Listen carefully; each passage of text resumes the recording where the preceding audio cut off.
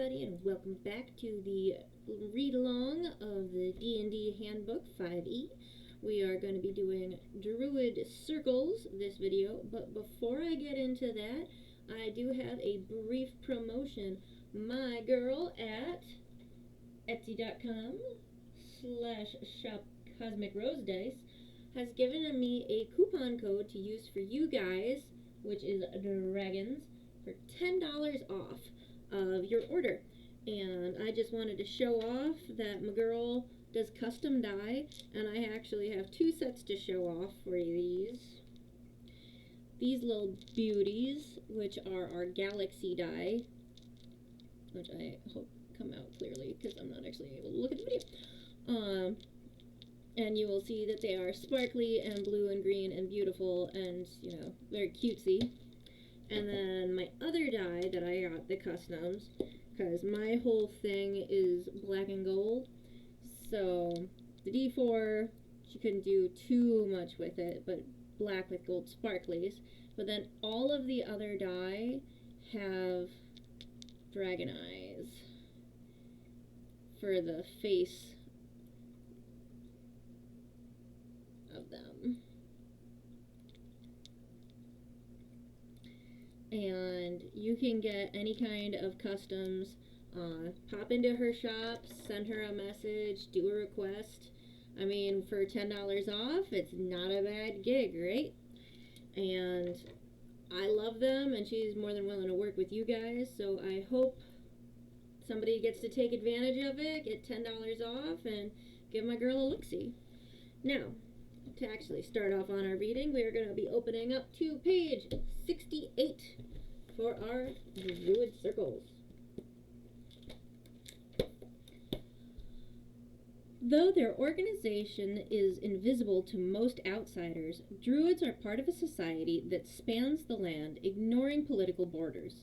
All Druids are nominally members of this Druidic society, though some individuals are so isolated that they have never seen any high-ranking members of the society or participated in Druidic gatherings. Druids recognize each other as brothers and sisters, like creatures of the wilderness. However, Druids sometimes compete with or even prey on each other. At a local scale, Druids are organized into circles that share certain perspectives on nature, balance, and the way of the Druid. Circle of the Land. The Circle of the Land is made up of mystics, sages who safeguard ancient knowledge and rites through a vast oral tradition.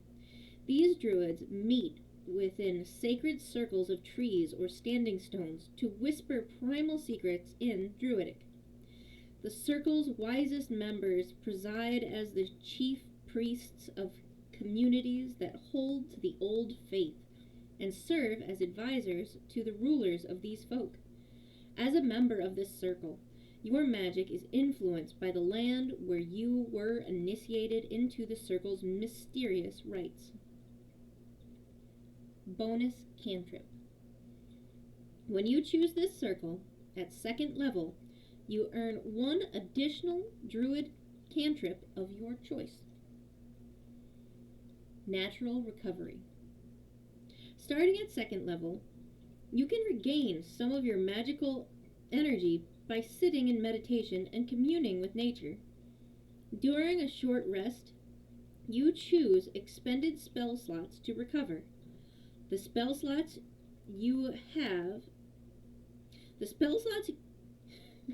can have a combined level that is equal to or less than half your Druidic level rounded up, and none of those slots can be 6th level or higher. You can't use this feature again until you finish a long rest.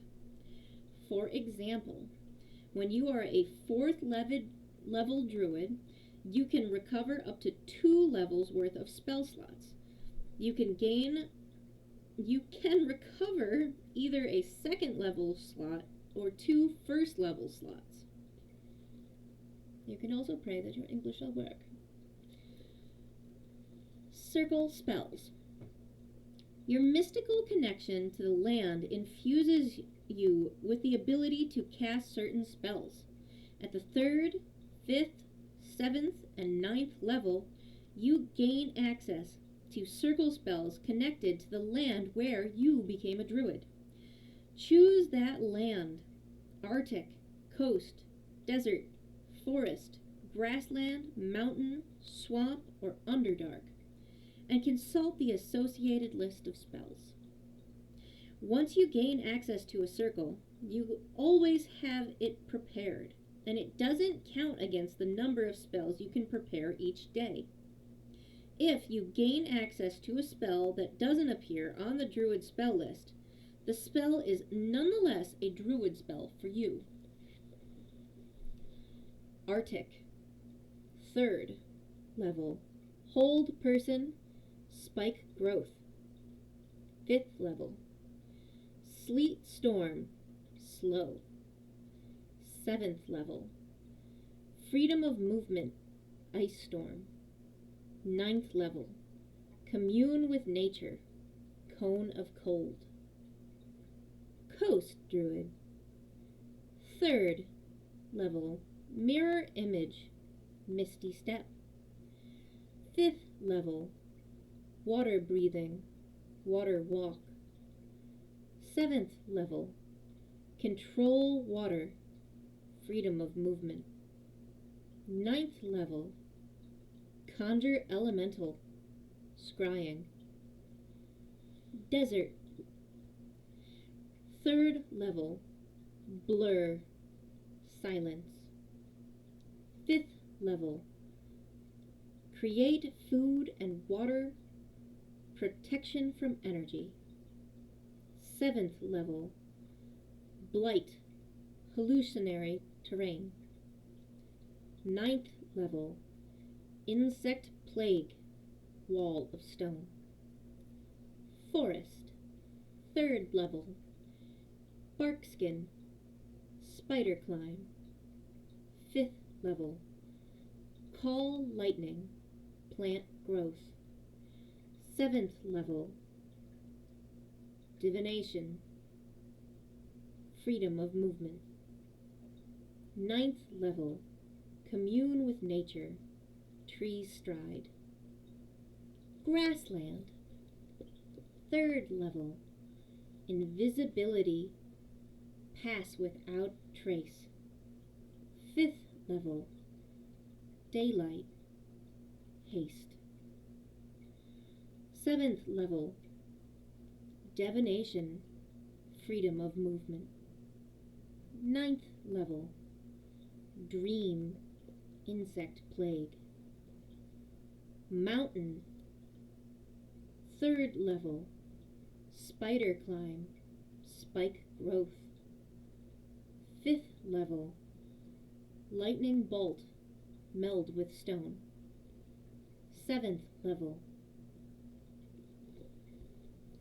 Stone shape, stone skin. 9th level.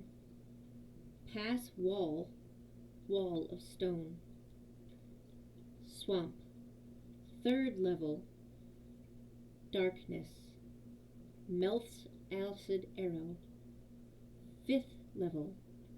Water walk, stinking cloud. 7th level. Freedom of movement, locate creature. 9th level. Insect plague, scrying. Underdark. 3rd level. Spider climb, web. 5th level. Gaseous form, stinking cloud. 7th level. Greater invisibility, stone shape. 9th level. Cloud kill, insect plague. Lands strike. Starting at the 6th level, moving through non-magical difficult terrain costs you no extra movement. You can also pass through non-magical plants without being slowed by them and without taking damage from them if they have thorns, spines, or similar hazard.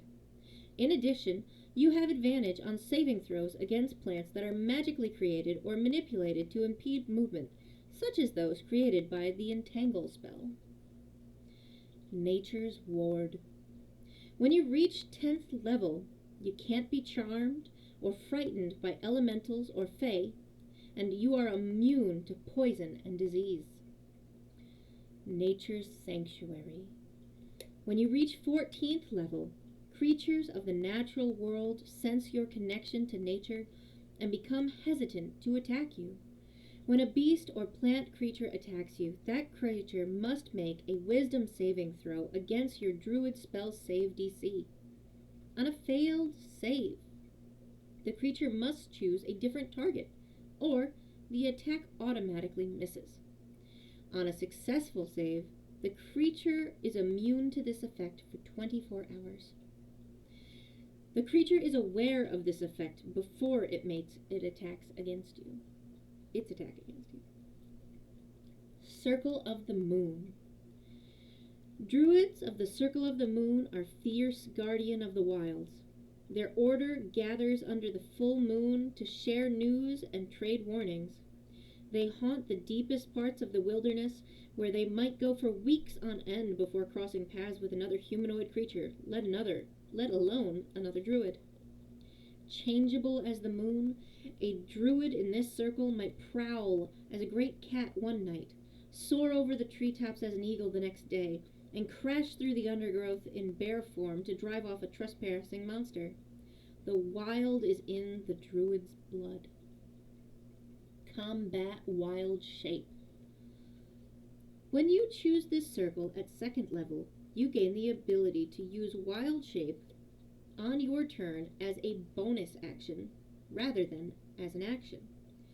Additionally, while you are transformed by Wild Shape, you can use a bonus action to expend 1 spell slot to regain 1d8 hit points per level of the spell slot expended. Circle Forms. The rights of your circle grant you the ability to transform into more dangerous animal forms. Starting at the 2nd level, you can use your Wild Shape to transform into a beast with a challenge rating as high as 1. You ignore the max CR column of the beast shapes table, but must abide by the other limitations there. Starting at the 6th level, you can transform into a beast with a challenge rating as high as your druid level, divided by 3, rounded down. Primal Strike.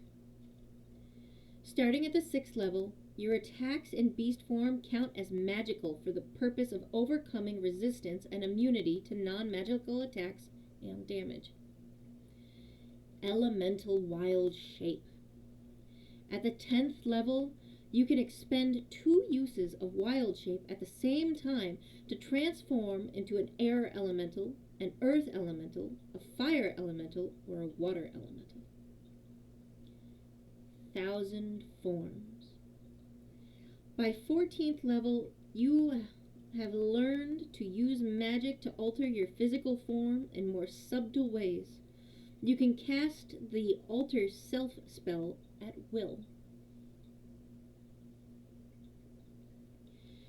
Druids and the Gods. Some druids venerate the forces of nature themselves, but most druids are devoted to one of the many nature deities worshipped in the multiverse. The list of gods in Apex B includes many such deities. The worship of these deities is often considered a more ancient tradition than the faiths of clerics and urbanized people. In fact, the world of Greyhawk, the druidic faith, is called the Old Faith, and it claims many adherents among farmers, foresters, fishers, and others who live closely with nature. This tradition includes the worship of nature as a primal force beyond personification, but also encompasses the worship of Beri, the Earth Mother, as well as devotees of Abadhai, Elona, and Ula. In the worlds of Greyhawk and the Forgotten Realms, Druidic circles are not usually connected to the faith of a single nature deity. Any given circle in the Forgotten Realms, for example, might include druids who serve Sylvanas, Meliki, Eldith, Shanti, or even the harsh gods of fury, Talos, Malar, Uril, and Umberli. These nature gods are often called the First Circle, the first among the druids, and most druids count them all, even the violent ones, as worthy of veneration. The druids of Eberron hold animistic beliefs, completely unconnected to the sovereign host, the Dark Six, or any other religions of the world. They believe that every living thing and every natural phenomenon, sun, moon, wind, fire, and the world itself, has a spirit. Their spells, then, are a means to communicate with and command these spirits. Different druidic sects, though, hold different philosophies about the proper relationship to these spirits and... Oh, jeez, why do I keep messing it up today? I'm sorry, fellas. Different druidic sects, though, hold different philosophies about the proper relationship of these spirits to each other and the forces of civilization. The Ashbound, for example, believe that arcane magic is an abomination against nature. The Children of Winter venerate the forces of death, and the Gatekeepers preserve ancient traditions meant to protect the world from the incursion of aberrations. Thank you. Today's video was a little bit more of a struggle, but I thank you for sticking with me, and hopefully you get something out of it. Also, I do hope that you take an interest in Cosmic Rose Dice and think about getting some customs for yourself. If you like this video, please like, follow, or subscribe. Don't forget to comment, and keep playing.